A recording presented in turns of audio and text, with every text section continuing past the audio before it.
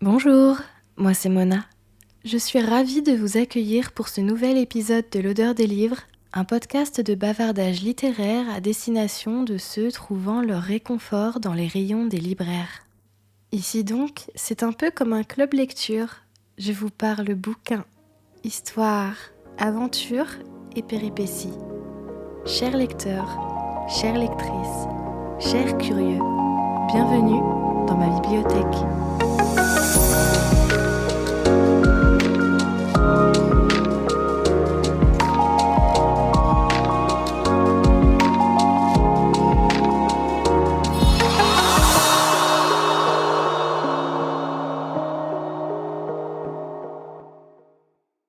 Aujourd'hui, je vais vous parler d'un livre écrit par l'une de mes autrices préférées du moment. J'en ai déjà parlé à plusieurs reprises sur Instagram, j'aime beaucoup la plume de cette femme et j'adore l'ambiance gothique de ses livres. Mais je casse l'ambiance tout de suite, elle est britannique et ses ouvrages ne sont pas traduits en français et j'en suis la première désolée car sa façon d'écrire est franchement sensationnelle et ses histoires vraiment uniques. On se parle donc d'un roman incroyable en VO, une fiction historique et gothique sortie en 2018 intitulée The Corset par la super Laura Purcell.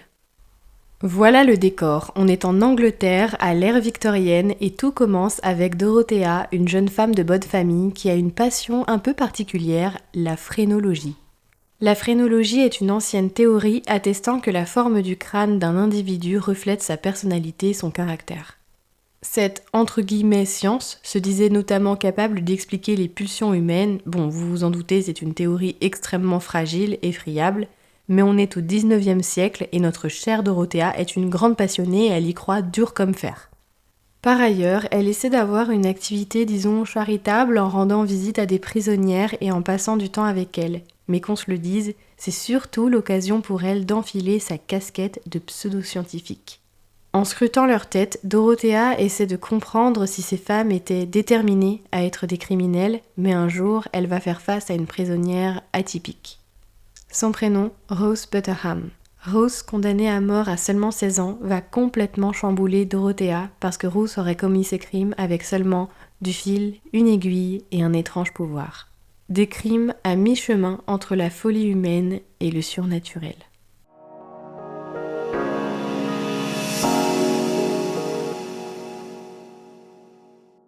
The Corset est un peu une histoire deux en une. On a des chapitres centrés sur Dorothea, dont l'intérêt pour la phrénologie est assez mal perçu et qui se soustrait à toutes ses obligations en se noyant dans ses recherches.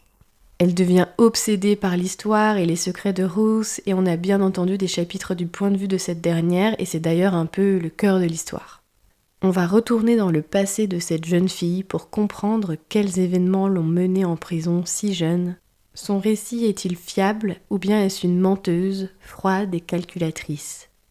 Évidemment, je ne vais rien dévoiler, mais je peux vous dire que j'ai été complètement embarquée dans cette histoire du début à la fin. Il y a tout pour plaire aux fans de thriller et de suspense, mais c'est également un bonheur pour les lecteurs friands de bizarre et d'étrange. On sent de fortes influences gothiques dans la plume de Laura Purcell et elle réussit à nous faire ressentir, si ce n'est de la peur, un profond malaise.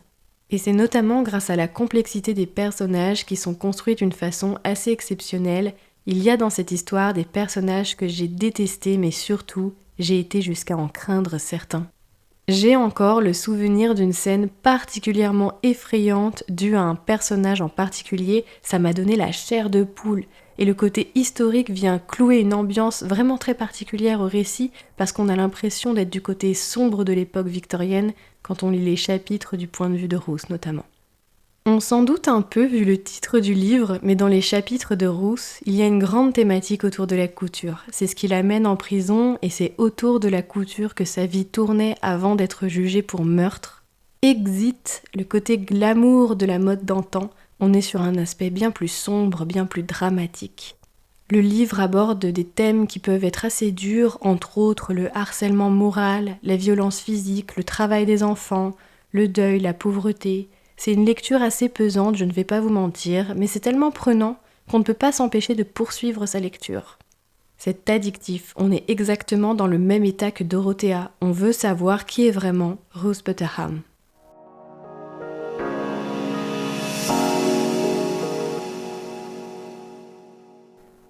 Ce qui est intéressant, c'est qu'on a deux mondes qui s'opposent dans cette histoire, avec d'un côté Dorothea qui fait partie d'une catégorie sociale assez haute, mais qui est en conflit avec son père parce qu'elle côtoie des criminels et qu'elle s'intéresse à des sujets auxquels les femmes n'avaient pas le droit de s'intéresser à l'époque. Si vous aimez les questions de féminisme et de carcans sociaux, le personnage de Dorothea y est bien confronté à mon sens. Et de l'autre côté, on a Ruth qui a grandi dans la pauvreté et qui à seulement 16 ans se retrouve en prison suite à une série d'événements extrêmement bizarres et horribles. J'ai trouvé que ces deux femmes totalement différentes rendaient l'histoire assez riche. On sent que Laura Purcell est renseignée, qu'elle a fait beaucoup de recherches, que c'est par ce souci de la précision que Purcell parvient à passionner son lecteur et à nous faire ressentir les émotions des personnages à 200%. Et d'ailleurs, l'autrice a décidé d'incorporer à son histoire des éléments de faits divers réels, et c'est assez terrifiant de le découvrir. Ce que je trouve chouette, c'est que Laura Purcell a créé des tableaux Pinterest de ses inspirations pour chacun de ses ouvrages. Je trouve ça génial d'avoir accès à ces dossiers, et celui de The Corset est fourni de plus de 74 images. Je vous invite à le consulter si vous le pouvez, afin de vous donner un aperçu du roman. Tapez seulement Laura Purcell Pinterest sur internet et regardez les tableaux qu'elle a créés. Je passe maintenant au portrait chinois du livre. Si The Corset était une couleur, je pense à la fois à des couleurs très vives et chatoyantes, mais aussi à du noir en totale opposition. Si c'était une odeur, je pense à une odeur de renfermé, de moisi, un peu humide comme dans une cave, mais qui est tentée d'être camouflée par un parfum de femme entêtant et trop fort. Encore une fois, quelque chose qui s'oppose et qui est dans la dualité. Et pour finir, si The Corset était une musique, c'est le morceau instrumental Messy Hearts de Moon at the Dark qui me vient en tête, une musique très perturbante.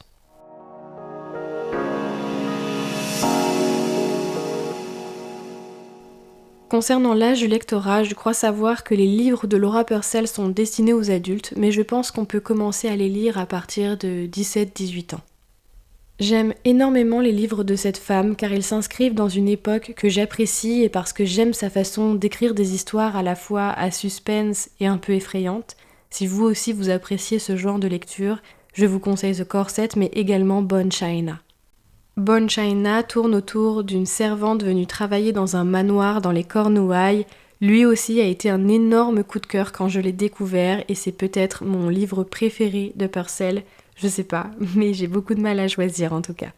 Revenons à The Corset que je souhaite vraiment mettre à l'honneur aujourd'hui. Lisez-le si vous aimez le suspense, le frisson, si vous aimez les fictions historiques de l'époque victorienne. Si vous aimez les sciences anciennes et les pseudosciences, c'est également une bonne fiction autour de la phrénologie. Mais surtout, lisez The Corset si vous aimez les histoires à mi-chemin entre thriller et surnaturel. C'est vraiment la patte et la signature de Laura Purcell.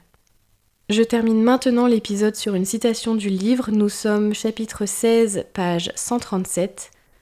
She wasn't shy and reserved after all. The same rage that lit my heart burnt within her. It was a thread tugging us together.